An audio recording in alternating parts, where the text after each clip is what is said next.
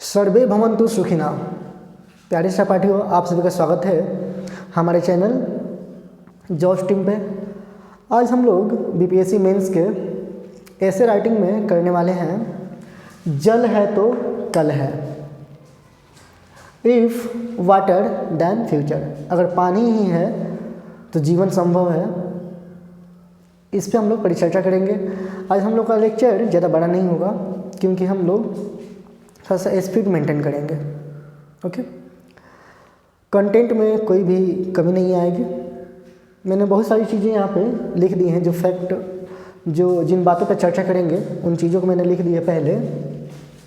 जैसे पहला, महत्व जल का जो है मानव जीवन में क्या है, इस बात को समझेंगे। उसके बाद इतिहास में शासकों का जल के प्रति कैसे उन लोगों ने संरक्षित किया है जल को, इन बातों पे बात करेंगे। फिर पानी की उपलब्धता जो है धरती पे कितना है, उस विषय में बात करेंगे।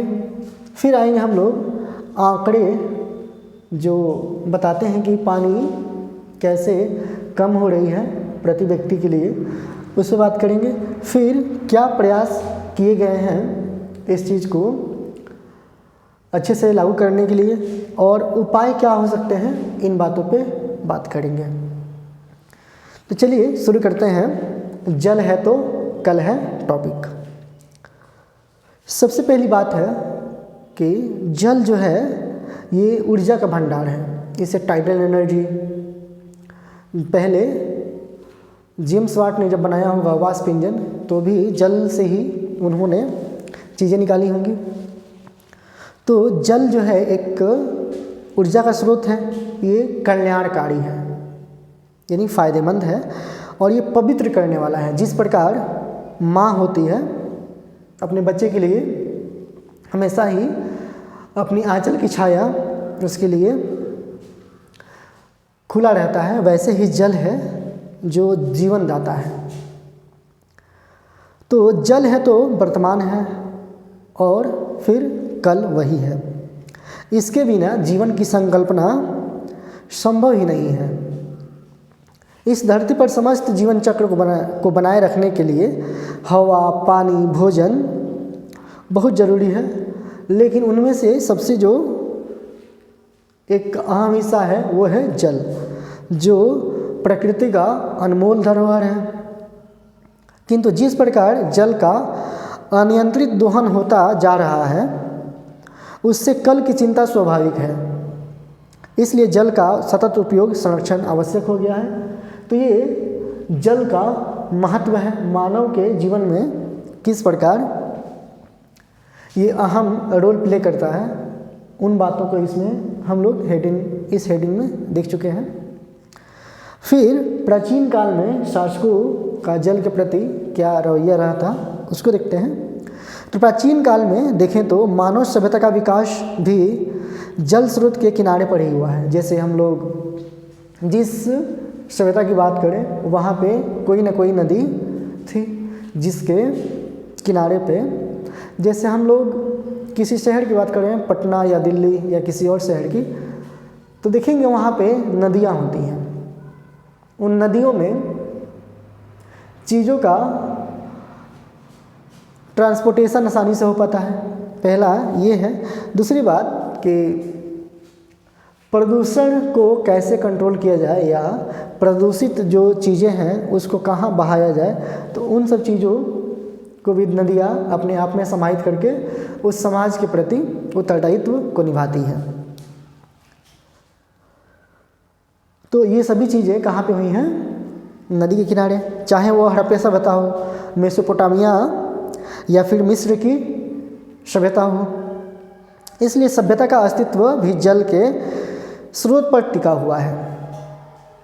प्रारंभ से ही जल संरक्षण को लेकर विभिन्न कालखंडों में बड़े बड़े जलाशय, नहरों, झीलों का निर्माण किया गया है और इसकी महत्ता पे बात की गई है।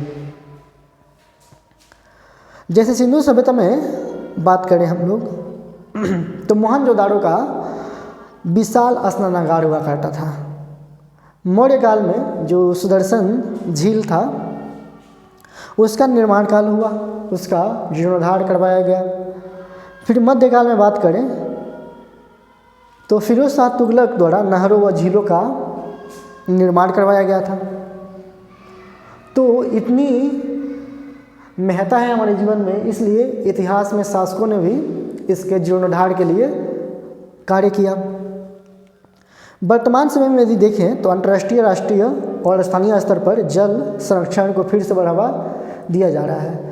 तो वो किसी राष्ट्र या देश की बात नहीं, पूरे विश्व में इसको संरक्षित किया जा रहा है। अब प्रश्न यह उठता है कि अगर वर्तमान समय में जल का संरक्षण नहीं किया गया तो क्या होगा, यानी इसके रिजल्ट क्या हो सकते हैं। इन बातों पे गौर करना है हम लोग को। इसके बारे में विचार करने पर हमें उन विभिन्न रिपोर्टों का आकलन करना होगा जो हम लोग आंकड़ों में देखेंगे। आकलन करना होगा जो परिणाम बताएंगे, रिजल्ट शो करेगा कि क्या चीज़ें हो रही हैं और इसके क्या आउटपुट हो सकते हैं। जैसे जब हम आंकड़े पे आएंगे तो देखेंगे कैसे चीज़ें कम हो रही हैं। जल मानव में प्रत्येक कार्य के लिए, चाहे उसकी आर्थिक, सामाजिक, सांस्कृतिक या पर्यावरणीय कोई भी क्रियाकलाप जल के बिना संभव नहीं है। वर्तमान में देखें तो वैश्विक स्तर पर विश्व की 3/4 भाग जल से घिरा है। यहाँ मैंने एक डायग्राम बनाया है, एक रफ स्केच बनाया है। देखेंगे ये अगर पूरे विश्व का हिस्सा है तो इसमें 3/4 हिस्सा जो है पानी है, वही सिर्फ और सिर्फ 1/4 हिस्से पे मिट्टी है, यानी जहाँ पे निवास है लोगों का। अब इसमें से 3/4 हिस्सा यानी 75%, अगर ये टोटल कितना है 100% में 25% क्या है, लैंड है, और वहीं 75% यानी 3/4 क्या है, पानी है। 3/4 को हम लोग परसेंटेज में कन्वर्ट करेंगे तो 75% आएगा। करना कुछ नहीं है, इसमें सिर्फ 100 का मल्टीप्लाई कर देना है। कोई भी चीज़ जो होता है 100% होता है, इसलिए तो 100 में मल्टीप्लाई करेंगे इसका तो कितना आ जाएगा, 100 कैंसिल होगा 4 से 25 और 25 3 जा 75। उसमें से सिर्फ और सिर्फ 3% जो है स्वच्छ जल है मात्र, यानी ये पीने के उपयोग में, यानी दैनिक जीवन में हम लोग उपयोग में ला सकते हैं। तो ये हालत है। उनमें से भी अधिकांश जल, स्वच्छ जो जल है वो सिर्फ हिम यानी बर्फ के फॉर्म में पाया जाता है। और बढ़ती जनसंख्या के कारण जल मांग पर दबाव दिनों दिन बढ़ता जा रहा है। एक हालिया रिपोर्ट के अनुसार विश्व में जल संसाधनों की सीमित उपलब्धता के और जनसंख्या की बढ़ती दबाव के कारण प्रति व्यक्ति जल की उपलब्धता घट रही है।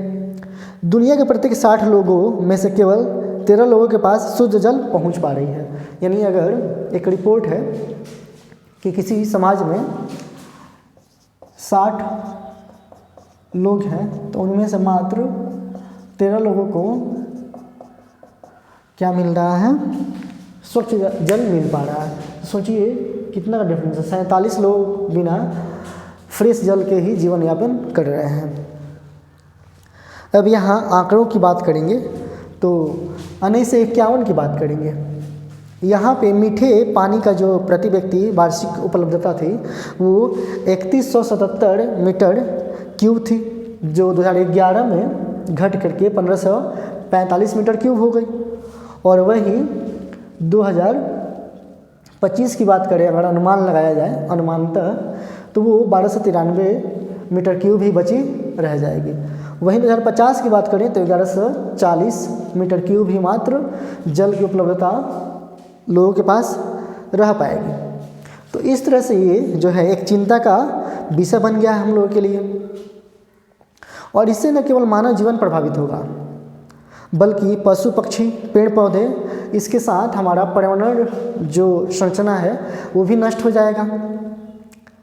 इसके साथ ही अन्य प्रकार की भी समस्याएं उत्पन्न हो सकती है, जैसे नदी जल विवाद में वृद्धि होगा, कि पानी मुझे चाहिए, कोई राज्य अपने लिए पानी की मांग करेगा, दूसरा कोई, तो इसके लिए भी फाइटिंग हो जाएगी लोगों में।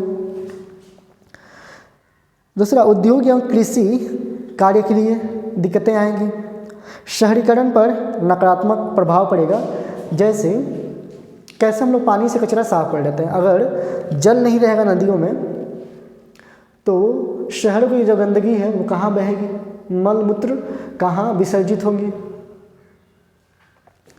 सतत विकास लक्ष्य 6 की प्राप्ति में अवरोध के प्रति व्यक्ति जल की उपलब्धता में गिरावट, जल अभाव के कारण साफ सफाई से समझौते करने पर मजबूर होना पड़ेगा और इसलिए हमारे कल के लिए जल का होना आवश्यक है। अब यहाँ पे किसी बात को हम लोग कोट कर सकते हैं कि किसी विचारक ने कहा है, हमारे दादाजी ने जिसे नहीं देखा पिताजी ने कुएं में, हमारे दादाजी ने जिसे नदी में देखा पिताजी ने कुएं में देखा, हमने जिसे नल में देखा और बच्चे बोतल में देख रहे हैं। अब इनके बच्चे देखेंगे ही नहीं, तो सोचिए पहले नदी तालाबों में पानी थी, उसके बाद कुओं में आ गई, उसके बाद हम लोगों के ज़माने में नल और चापाकल में, और आज हालत ये है कि हम लोग बोतल में पानी पिया करते हैं। तो कैसी ये घटती जा रही है उसकी उपलब्धता।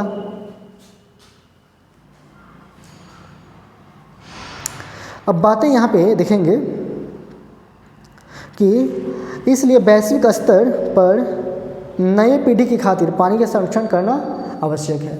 तो आने वाली जो पीढ़ियाँ होंगी उनके लिए पानी की उपलब्धता सुनिश्चित हो, इसलिए हम लोग को अभी से ही इसके प्रोटेक्शन के लिए कार्य करने हैं। जल संरक्षण के लिए सर्वप्रथम हमें जल संकट के कारण को जानना होगा और ये बहुत आवश्यक है कि हम लोग इसको गहराई से समझें। जल संकट के अनेक जिम्मेदार कारक हैं, जैसे जल का कुप्रबंधन, यानी चीज़ों का मेंटेनेंस नहीं होना। जैसे इकोनॉमिक्स में पढ़ते हैं हम लोग कि रिसोर्सेज का सही इस्तेमाल करना इकोनॉमिक एक्टिविटी है, वैसे ही यहाँ पे जल का कुप्रबंधन ही जल का विनाशक बना हुआ है। जल प्रदूषण दूसरी बात है, जल प्रदूषण, और आगे भूमिगत जल का दोहन होना, ज़्यादा मात्रा में उसका दोहन होना, दोषपूर्ण सीवेज तंत्र, अगला जल गहन फसल यानी जल पे आधारित फसलों का प्लांटेशन होना, उद्योगों की भवाई स्थिति दोषपूर्ण होना, वहीं मानसून वर्षा का विषमता, कभी बारिश होती है कभी बारिश नहीं होती है, तो उससे कृषि जो है प्रभावित होता है। दोषपूर्ण जल निर्यात नीति, यानी जो हमारे पास नीतियां हैं वो नीतियां सही तरह से काम नहीं कर रही हैं, यानी उस पर अमल नहीं हो पा रहा है, तो इसलिए। दूसरा, जागरूकता का अभाव होना। इस संकट से निपटने के लिए अंतर्राष्ट्रीय, राष्ट्रीय और राज्य स्तर पर अनेक कदम उठाए गए हैं। जैसे अंतर्राष्ट्रीय स्तर पर हम बात करें तो संयुक्त राष्ट्र महासंघ ने जल के इस संरक्षण को सही करने के लिए 22 मार्च का एक दिन चुना, जिस दिन को जल दिवस के नाम से मनाते हैं हम लोग। तो उस समय ये दिवस चुना गया कि हम लोग एक ऐसा दिवस मनाएंगे जिस दिन हम लोग सभी बैठ करके एक मीटिंग करेंगे और देखेंगे कि हमने अभी तक क्या किया है, कितना संरक्षण पे काम किया है। इस संकट से निपटने के लिए ये जो दिन है बहुत इम्पोर्टेंट हो जाता है। इसके अलावा सतत विकास लक्ष्य 6 को हासिल करने के लिए समय समय पर विचार विमर्श का आयोजन किया जाता है। राष्ट्रीय स्तर पर भारत द्वारा जल संरक्षण के लिए कानूनी, नीतिगत और योजनाओं के माध्यम से जल संरक्षण को बढ़ावा दिया जा रहा है। जैसे जल संरक्षण अधिनियम 1974 आई थी, एक 1974 1974 ये जल संरक्षण अधिनियम है। तो अधिनियम का जो है डेट ईयर याद रखा जाता है, जिससे वो कहीं जब मेंस में राइटिंग लिखें हम लोग आंसर राइटिंग लिख करें तो इन चीज़ों को लिख सकें वहाँ पे। तो 1974 में आई थी जल संरक्षण अधिनियम। जल सूचना केंद्र, भू जल जो केंद्र है, इन आदि चीज़ों से हम लोग जल को संरक्षित कर सकते हैं। आगे और भी कुछ बातें हैं, जैसे नदी बेसिन प्रबंधन, राष्ट्रीय जल प्रपथ प्रबंधन कार्यक्रम, प्रधानमंत्री कृषि सिंचाई योजना, वर्षा जल संरक्षण के लिए कैच द रेन, एक मेघालय में कैच द रेन यानी पानी को, वर्षा के जल को कैच करो, पकड़ो और स्टोर करके रखो। मेघालय में देखिए कि बरसात के पानी को रोका जाता है, कैसे स्टोर करके रखा जाता है, वैसे वहाँ पे भी रखा जा सकता है जहाँ पे पानी की उपलब्धता कम है।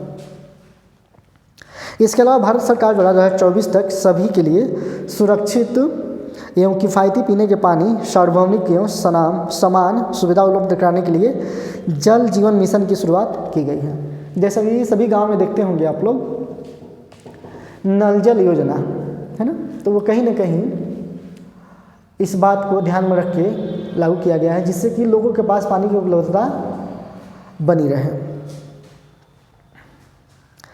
राज्य स्तर पर विभिन्न राज्य सरकार द्वारा जल संरक्षण के लिए अनेक कदम उठाए गए हैं। जैसे बिहार सरकार द्वारा 7 निश्चय 1 और निश्चय 2 में जल जीवन हरियाली मिशन, गंगा जल आपूर्ति योजना। इसके अलावा बिहार सरकार द्वारा वर्षा जल को संरक्षित करने के लिए बड़े बड़े तालाबों का निर्माण किया जा रहा है। पहले नहरें हुआ करती थी और नहरों में जल आता था सिंचाई के लिए, अब वो नहरें नहीं रही, लोग उसको काट करके ज़मीन प्लांटेशन के लिए इस्तेमाल करने लगे हैं। अतः जल का संरक्षण सिर्फ सरकार और गैर सरकारी संस्थाओं के प्रयास से संभव नहीं हो सकता, इसके लिए आम इंसान को भी आगे आना पड़ेगा और ये प्रत्येक नागरिक का दायित्व बन जाता है। अतः जल ही जीवन है और जल है तो जीवन है, तो पर्यावरण है और पर्यावरण से ही हम हैं, ये धरती है, धरती पे सभी प्राणी हैं। अर्थात जल से ही पर्यावरणीय जैविक अजैविक घटक आपस में जुड़े हुए हैं। एक के प्रभावित होने से इसके अन्य संघटक भी प्रभावित होते हैं। जैसे जल का संकट के कारण मानव का विकास अवरुद्ध हो जाता है। महिलाओं द्वारा जल को एक जगह से संग्रहित करने में अधिकांश समय व्यतीत करना पड़ता है। खाद्य सुरक्षा पर प्रभाव एवं उत्पादकता प्रभावित होती है।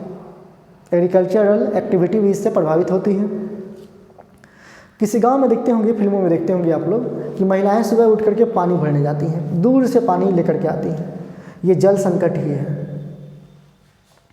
जल प्रदूषण से अनेक तरह की स्वास्थ्य संबंधी विकार उत्पन्न हो सकते हैं, जिससे कुशल मानव संसाधन का निर्माण अवरुद्ध हो जाता है। अनेकों जीव जंतु, पशु पक्षी जल संकट के कारण विलुप्त होते जा रहे हैं। इसलिए आवश्यक है कि हम सभी प्रकार के जो आमूलचूल परिवर्तन है उसको लाने के लिए प्रयास करें। जिस प्रकार एक छोटी बूंद सतत रूप से पत्थर पर पड़ने से उसमें छेद कर सकती है, उसी प्रकार हमें छोटे छोटे प्रयास से बड़े प्रयास को या बड़े लक्ष्य को हासिल कर सकते हैं। आवश्यकता है सिर्फ एक छोटे प्रयास की। तो उपाय क्या हो सकता है? हमारा प्रयास। ओके।